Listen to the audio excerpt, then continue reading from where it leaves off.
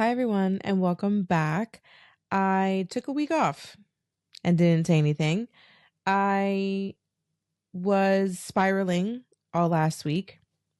Very long story short, my son started school last week. A few days before school, the shooting in Minneapolis happens, and I didn't sleep for 3 days. And I cried all 3 days that I didn't sleep. And I was completely paralyzed with fear of sending my baby to school. And that was after I was already fearful of the separation anxiety that I was going to have, how my son was going to do, how he was going to acclimate. And up until the knowledge of the shooting, I started to get a little more confident because my son was really excited to start school and he was really happy and just really ready. And when your child is ready for something, the last thing that you want to do is use your worry and fear and hold them back. And I'm not going to ever hold my children back because I can't keep it together. And then I learned about the shooting of a disgusting human being shooting up a church and 2 babies died. It sent me. It really sent me. And I posted it online and I was just like, I can't be the only one. And I know I'm not. I'm not the only mom, completely, fearful and praying over our babies every day. I know I'm not.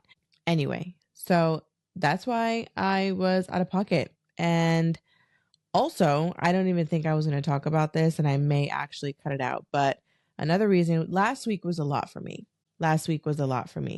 Between spiraling over the school shooting that happened in Minneapolis before my son started school, that kept me up for 3 days. My job decided to give me a very pressing ultimatum. My job that I love has now given not only myself, but thousands of other people the ultimatum of choosing your work or your life because they are removing the balance. So last week was very trying for me and I just took a little hiatus. And so now I'm behind on episodes, which is phenomenal and great. But I wanted to give you that little update before we get into all the juice, all the meat, everything that we have for today. So that's why there was no episode last week and I apologized. But yeah, I was actually spiraling all 7 days. Love that for me. Anywho, these are the Bloom Sparkling Energy. Oh my God, they're delicious. It's so good and there's no sugar in here, which is like actually insane. Bloom, if you want to sponsor this episode, let me know because that's delicious. So, welcome to our first signed Kiah. Oh my goodness. It took a little bit because I was waiting for y'all to submit some things, but we got them. Here we go. Okay. First one. Kiah. My girlfriend has this old friend group from college that's super tight. I joined the group chat when we started dating, but her ex is still in there. He's married now, but every time she posts something, he reacts first. I've told her it makes me uncomfortable, and she says it's just the crew and there's nothing to worry about. I don't want to be controlling, but am I being crazy for wanting him out of the group chat? Okay, couple things here that we have to unpack. Okay, short answer is yes. You're a little crazy for wanting him out of the group chat completely because this friend group dynamic has been established since before you got here. Now, you are her boyfriend. You're her boyfriend. There are levels to this when we're talking about the title and role that you play in someone's life. Now, him being married, I get it, right? Because you're like, if he's married and, it could just be a friendship. I have one ex that I am friends with. One. and we weren't together very long. And every time I see him, all love, like my husband and him are friends, like, and we're talking very loose friends. There's no awkwardness, there's no weirdness, like there's no animosity, like there's absolutely nothing. He's a lovely person. I adore him. We like each other's stuff on Instagram. We chat sometimes, but that's really it. It's genuinely nothing. So I understand that dynamic of an ex is possible. So it depends. Is this ex just somebody that she had a one night stand with, a couple month relationship, or are we talking about they were together for 5 years? That really does play a part in how they interact with each other. Now, I'm not naive in the fact that there are people that are together for a very long time that can just be friends. Look at people who co-parent, right? So those systems in relationships do exist. Every time he's reacting to things, what's the context? Because if you're in the photos with her, or if it's, it depends on the kind of photo, everything is contextual and everything is very situational. So truthfully, you wanting him out of the entire group chat or out of the like friend group, I don't really think it's being controlling. I think it's giving a little insecure, because if he's just reacting to things and he's not being disrespectful, if he's not being inappropriate, and if he's really just being platonic, I think you're doing a little too much. Now, if she says that there's nothing to worry about, you need to look at your girl and say, okay, there's nothing to worry about. If there's a gut feeling that you have that something is going on, I would maybe investigate. But overall, if there's nothing to worry about, there's nothing to worry about. And this guy is married. So what we don't want to start doing is putting feelings and words in other people's mouths. I understand definitely where you're coming from, and it's kind of like you feel like he's stepping on your toes a little bit, but that could just be how he is. Maybe meet him. How do you feel when he reacts to things that you say in the chat? You know what I'm saying? Like, you have to really get a vibe on him and a read on him. To be honest, the best thing you could probably do, you could press him about it in a nice way. You stepped into this friend group, so you're a guest. You see what I'm saying? Whether she's with you today and then she drops you like a bug tomorrow, she's still going to have that friend group and he's still going to be in that friend group. I really just think that if he's being respectful and kind and like welcoming you, I really don't think that you should be pressed on it, because she's with you, not with him. And if she wanted him, she would have been with him still. You're really going based on assumption. Talk to your girl. If she's kind of brushing you off like your feelings are invalid, then check in on that. But if she's like, no, babe, we're just friends, like it's really, really nothing, like look at what we have, and she's really giving you that reassurance, I really wouldn't press the subject. I really wouldn't. If she's giving you the reassurance, giving you the proof, giving you everything that you need, and you still feel some kind of way, then I would do a self check-in with yourself, baby, because that's a little crazy. So I hope that answers your question. Next one.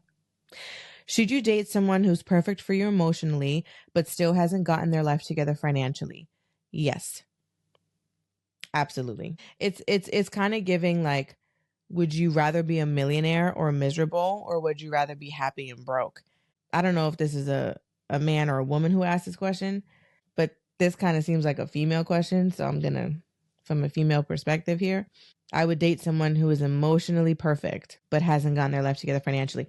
Here's the thing. And this is really like, if you're my girlfriend, 2 girls, a bottle of wine, I would really look into it.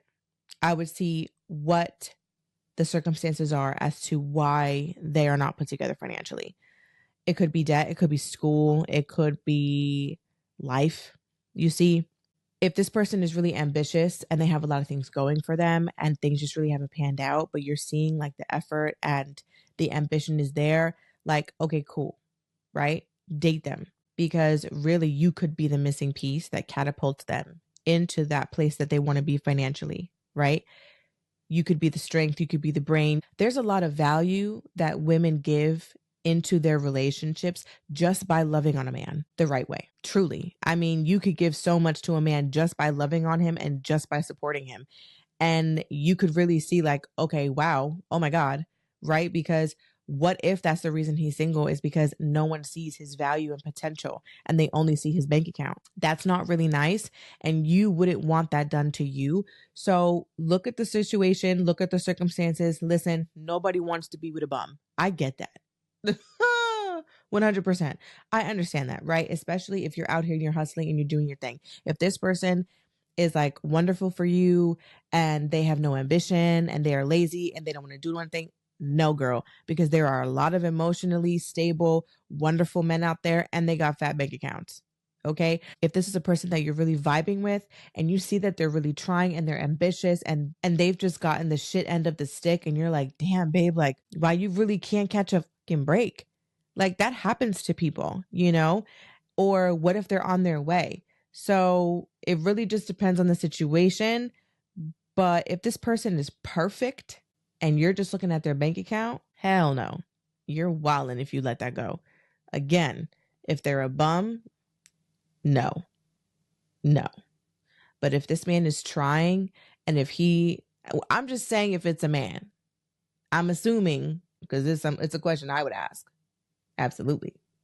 Like it seems like it's very female coded, this question. We don't want anybody with no ambition, no drive, no hunger, no, and I don't give a shit what they're trying to do, whether it's a 9-to-5, entrepreneurship, like it don't matter. So if they're trying and you get a really good insight of the situation and you're like, damn, like he's really trying, like whatever, you make that decision if you want to go on that journey with him, right? Next one. Would you forgive a friend who ghosted you for 2 years and suddenly reappears like nothing happened? Would I forgive the friend? I would forgive the friend. Would I ever talk to the friend again? Hell no. Bye, bitch. See ya. That's an easy one. I would forgive the person. I always forgive. People like to say you don't have to forgive. My personal philosophy, my personal opinion, I forgive everyone. And I do that because when I don't forgive, I lose sleep.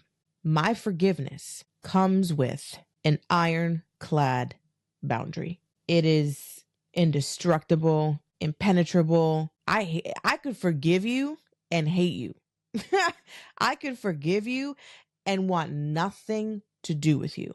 So yes, I would forgive the friend, but fuck that friend. Don't talk to that friend. Matter of fact, I would be like, who's this? Okay, new number, who this? Fuck that friend. You don't need that friend. That's not a friend. And if this person ghosted you for 2 years, I mean, sure, again, like I said with these other ones, everything is situational. This person could have had a lot going on in their life. Now, if they just ghosted you on some fuck shit, no, fuck that. If they ghosted you because they had a lot going on in their life and they're apologetic or whatever, really fill out the situation, hold them at arm's length. You know what I'm saying? Because if they could ghost you and they have a lot going on in their life, what's to say that when you have a lot going on in your life, they don't bounce as well? So I don't really know. I would keep them at arm's length if, let's say, they were going through some things and they really just needed a lot of space. 2 years, though, you couldn't send a text is crazy to me. Like 2 years and you can't say like, you know, I'm going through so much. I really need to take a step back. Like, I love you, but I got to disappear for a bit, period. Right. 2 years is a very long time. So no, I stand on my answer. I would forgive, but fuck that friend. Sorry for what you went through, but I'm also a person too that you didn't think about. So deuces. Much love to you from afar. How do you know when it's time to cut ties with someone that you love but cannot trust them anymore? Bitch, this is loaded. Hold on. Let's read that again. How do you know when it's time to cut ties with someone that you love but cannot trust them anymore? I think you answered your own question. You love them, but you cannot trust them. And we're going to talk about vagueness here because there's not a lot of detail in what this question is asking. How do you know when it's time? When you feel that, especially if the lack of trust is growing. You know, I feel that love and trust really go hand in hand. What kind of a love are we talking about? Okay, I'll give you my answer like this. It really depends.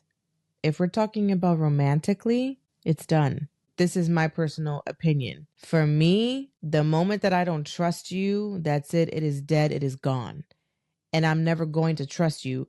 If anything, anytime that I'm around you, anytime that you try to strengthen that trust between us again, after it's already been emptied, my distrust in you only amplifies because I'm a very pattern of behavior person.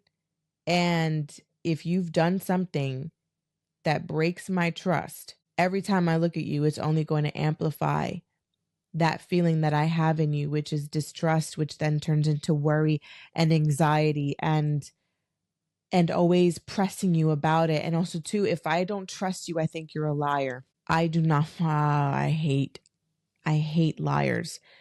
It is I people that lie like it's nothing and they do it often. I find that they are awful, awful people. And I don't mean that if you can lie that you're a terrible person. No, because I can lie, which is why I know it's one of the worst things that you can do to somebody. I'm a very good liar.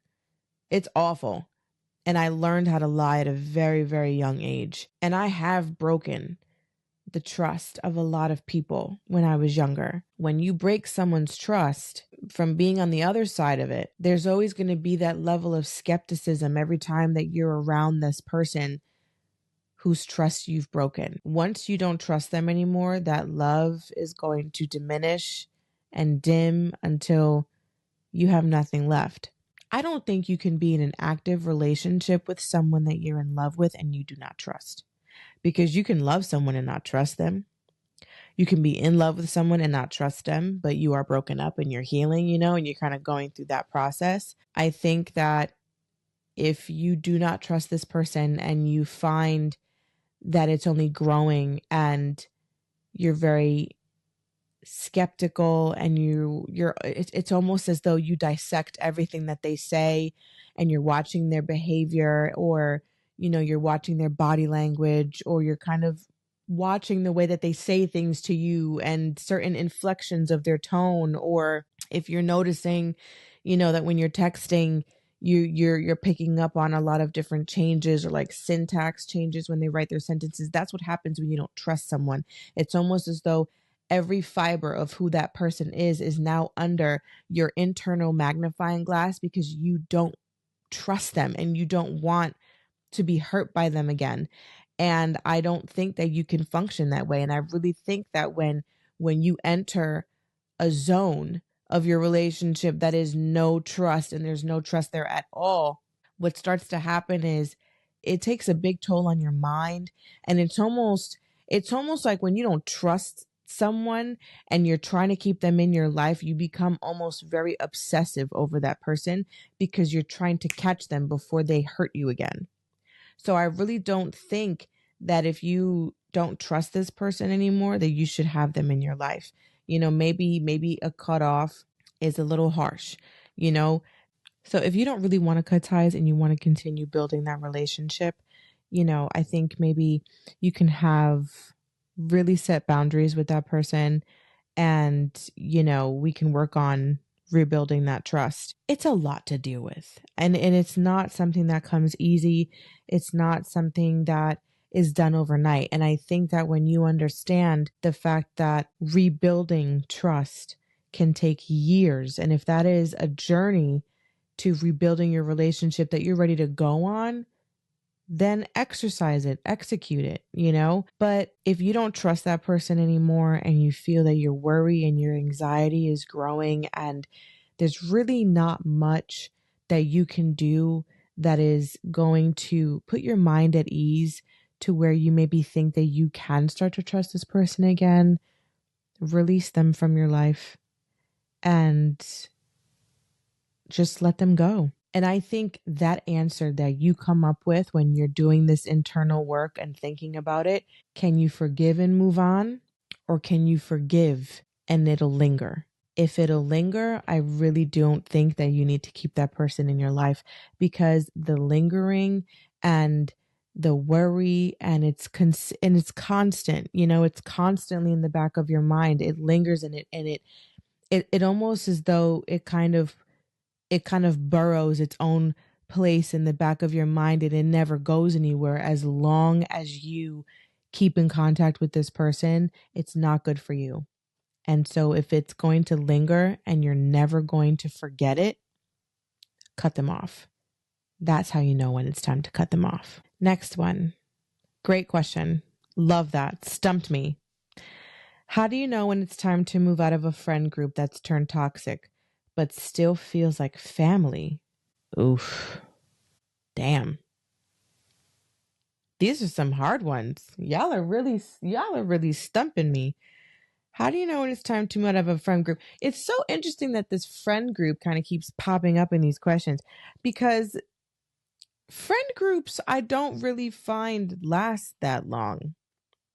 I've always kind of seen friend groups always dwindle out, and there's always friend groups that I've been in that have always kind of fizzled out and no one's friends anymore. And you kind of have like maybe one or two or three people that are together and that are friends, but a group is a lot of people. A friend group that's turned toxic but still feels like family. Family is toxic. Do you love these people enough to manage the toxicity within the friend group? Is it toxic with you personally, or is it toxic with other members of the group? Truthfully, that's too much of a fucking headache for me. But I do know that these friend groups, like, I mean, some of y'all ride for decades, so I get it. And I know that it's a lot. It's very hard. Like, these are the kinds of relationships, in my episode, soft exits. These are the kinds of relationships that really make you kind of question, okay, well, what the hell? Like, do I cut them off? Like, these are the ones that really, really stump you, and they really have you in your feelings, because these are not people that are expendable in your life. These are people that you love. These are people that you want to be a part of, for the rest of your lives. So the problem with toxicity is that when something's toxic and it spills on something, it's always going to stain it. It's going to leave a stain, no matter if you clean it up. So the truth is, honestly, it's just a matter of, are you willing to not only clean it up, but are you willing to keep the stain on that friend group?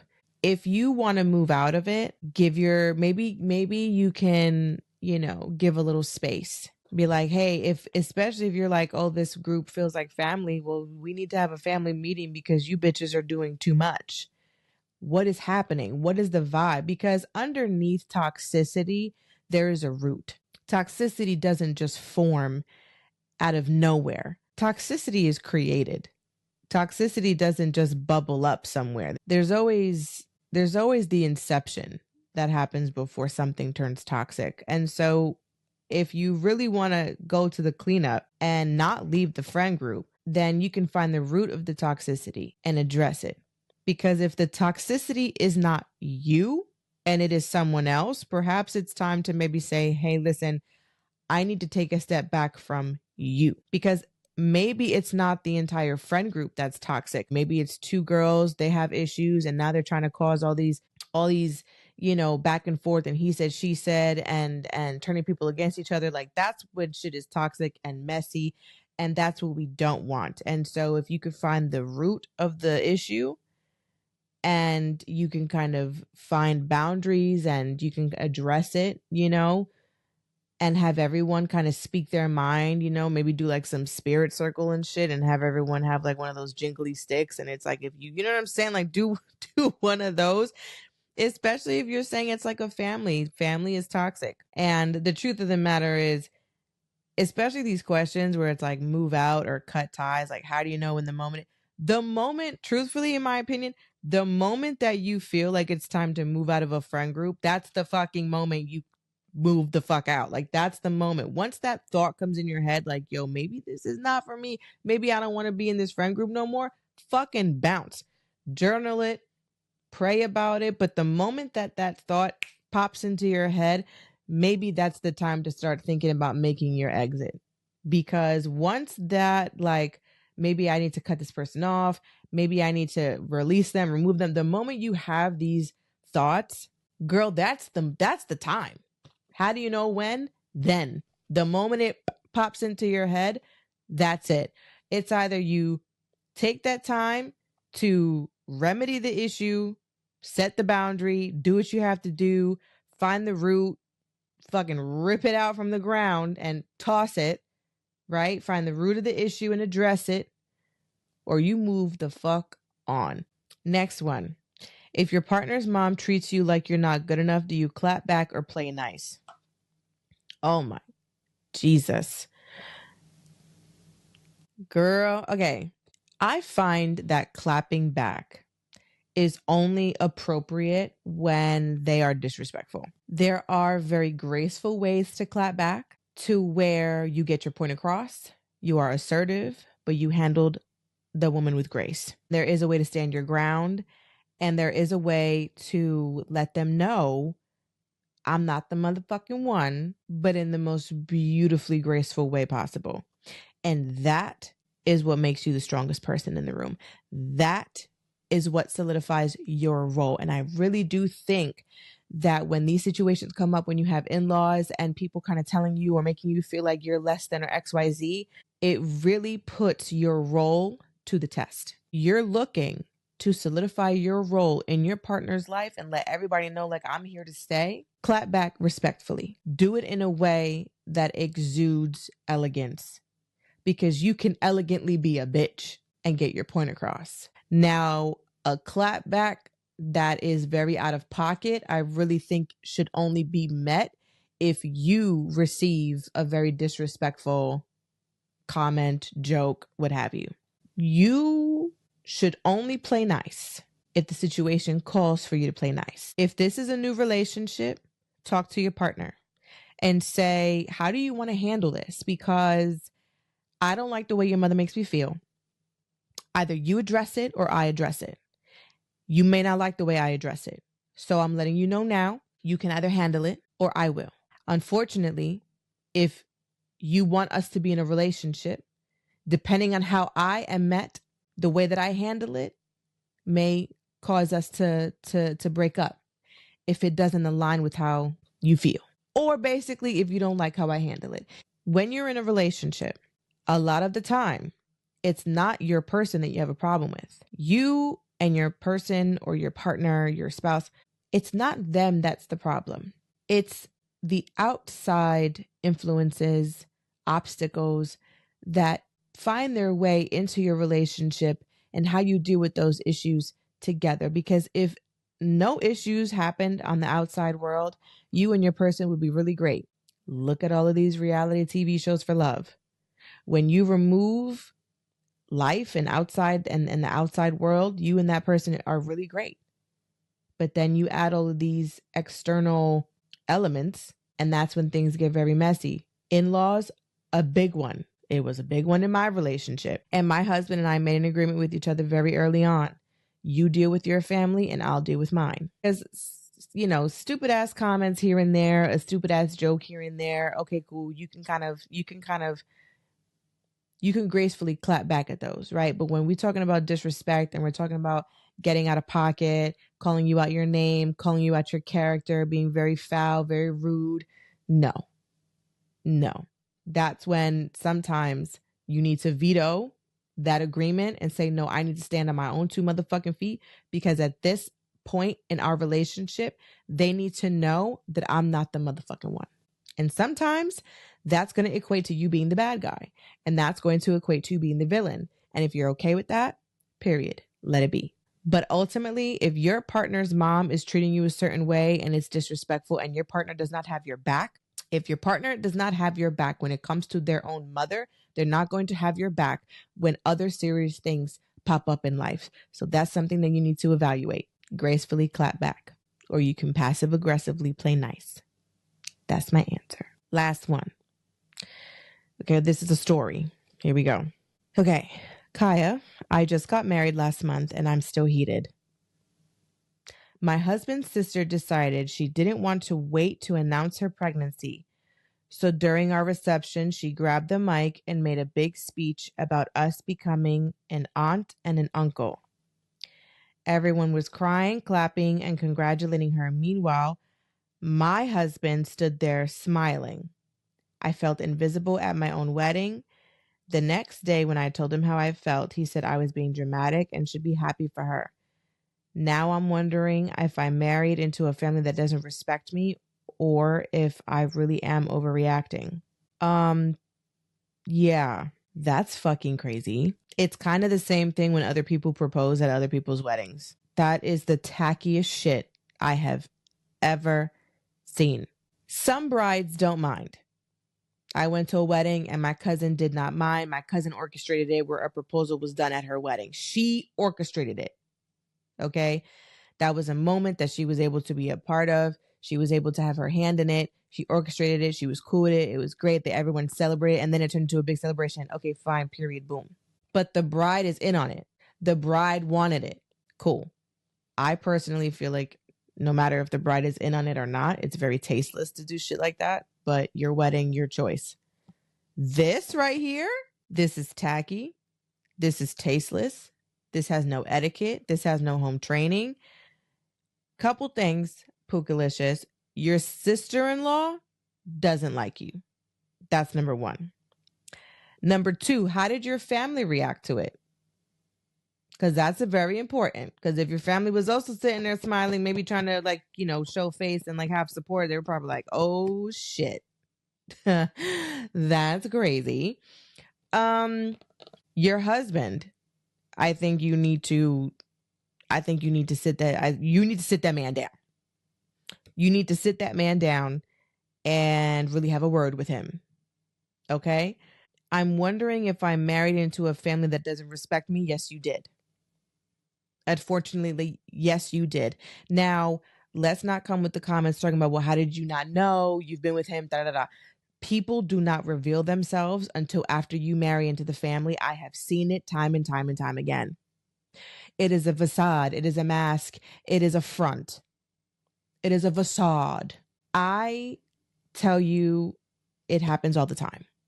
You do not see your in-laws' true colors until you marry into the family.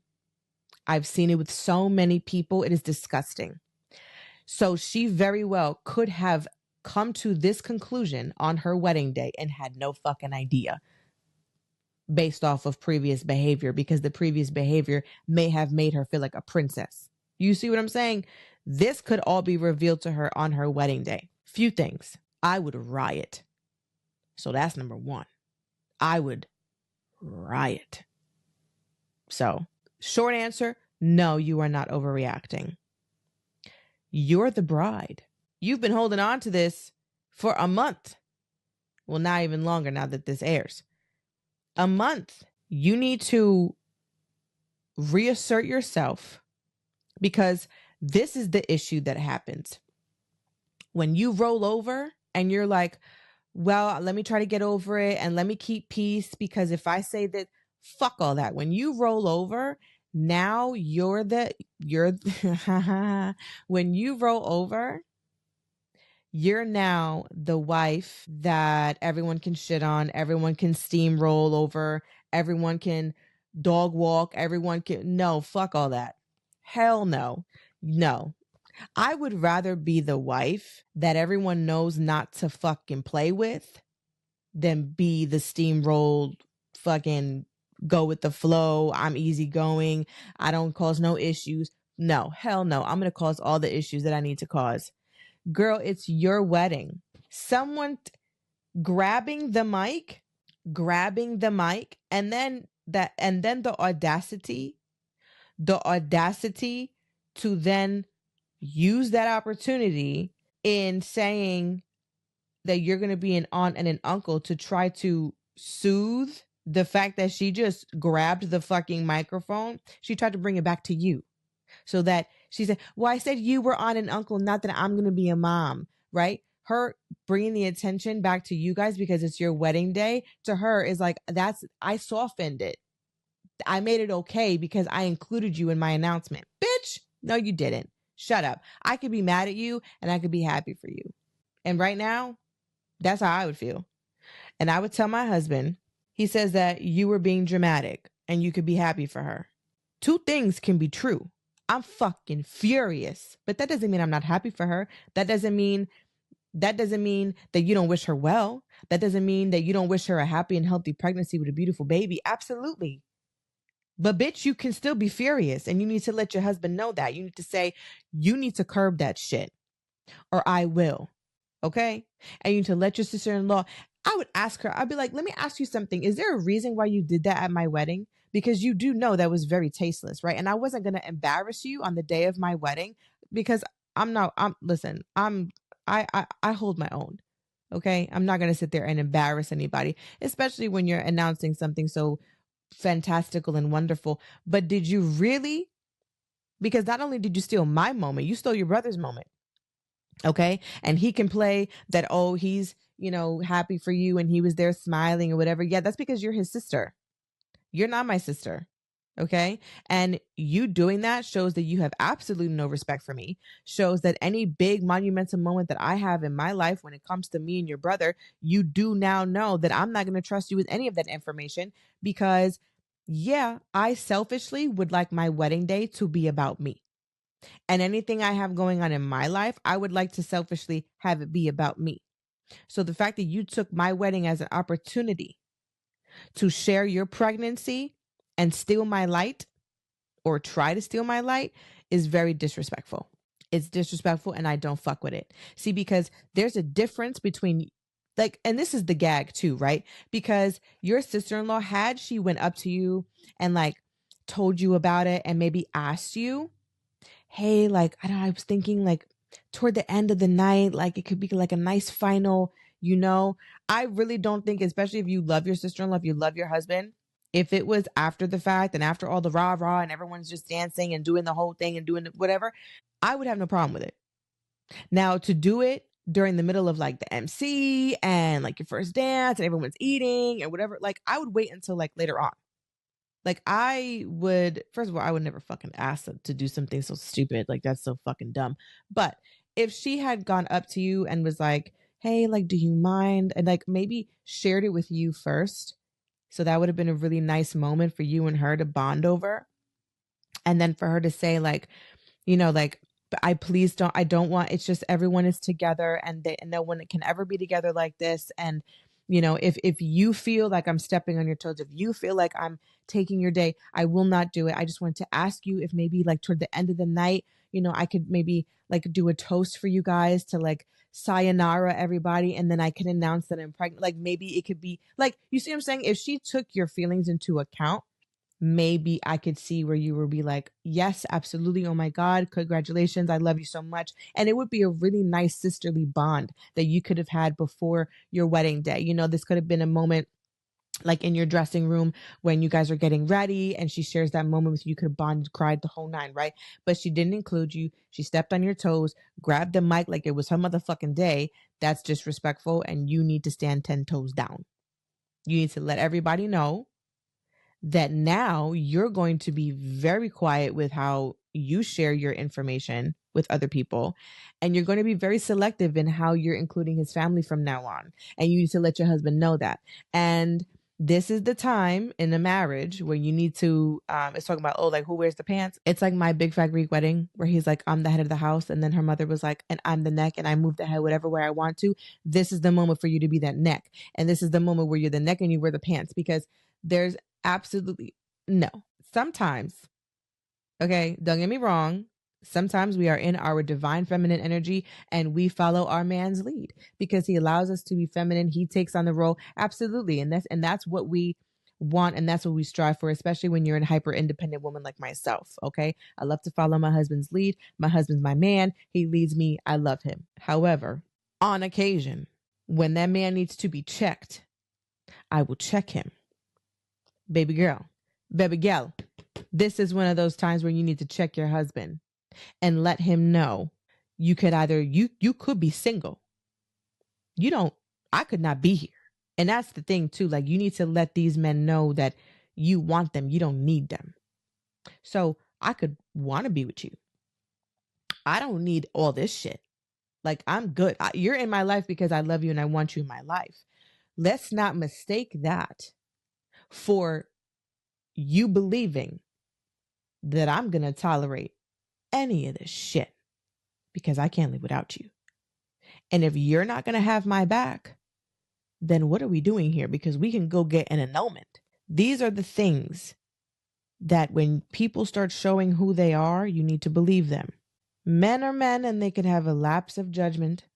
I understand. Put that man in his place. Okay? Because him talking about that you're being dramatic and you should be happy for her, maybe you're overreacting. No. You know your mind. You know how you felt in that moment and you felt disrespected, as you should. You did marry into a family that doesn't respect you, and that's really upsetting. And the thing is, it could be a lapse of judgment. It could have just been a spur of the moment. She could have been in her feelings. She's all happy for her brother, yada, yada. The thing is, though, you have to have a conversation with your sister-in-law and you have to have a conversation with your husband. And you really need to let everybody know that you're the boss. And that's pretty much it. And that's pretty much how it's going to be. That's how it's always going to be. And that's the way that you need to present yourself, because you are the woman of your house. You are the woman of your marriage. You are the woman of your life, and we are not going to let anybody tell us differently. You are the main character of your story. Let's not let anybody make you feel like a supporting actress. And what we're not going to do is spend an eternity with a man who's going to sit there and say to you that your feelings are not valid and you're being dramatic. Then be dramatic. Bring all the drama. Bring it and lay it out on the table so that for years to come, everybody knows she's not the one to play with. Okay. And that is all for today's episode, our first signed Kiah officially. If you cannot get enough of me the same way I cannot get enough of you, go ahead and follow us on Instagram and TikTok and subscribe to us on YouTube and do all the things and hit all the buttons and get all the notifications so that you don't miss out on anything. And if you want me to answer any of your questions, respond to any of your stories, or if you want me to just get all the piping hot tea, go to our link, ngl.link/Latinaly podcast, and submit your anonymous questions or submissions, and I will answer them candidly on our next signed Kiah. This is the Latinaly podcast, where we are untamed, uncensored, and always unapologetic. I am your host, Kiah Burgos, and I will see you next week. Also, too, merch, period. What do we think? I am actually gagged. I actually have on the matching sweatpants. So this says, very Latinaly of you. Love. Oh my God. Very obsessed. And on the sweatpants, it says the same thing, and it is embroidered. Very high quality cotton. Love. This sweater set is so comfortable. I love it. So let me know what you think. Do we love? I love it. Oh, I love it. Anyway, I'm very gagged over the merch. Let me know if you like it, and I'll put them into production because I'm obsessed. Okay, bye. I'll see you next week.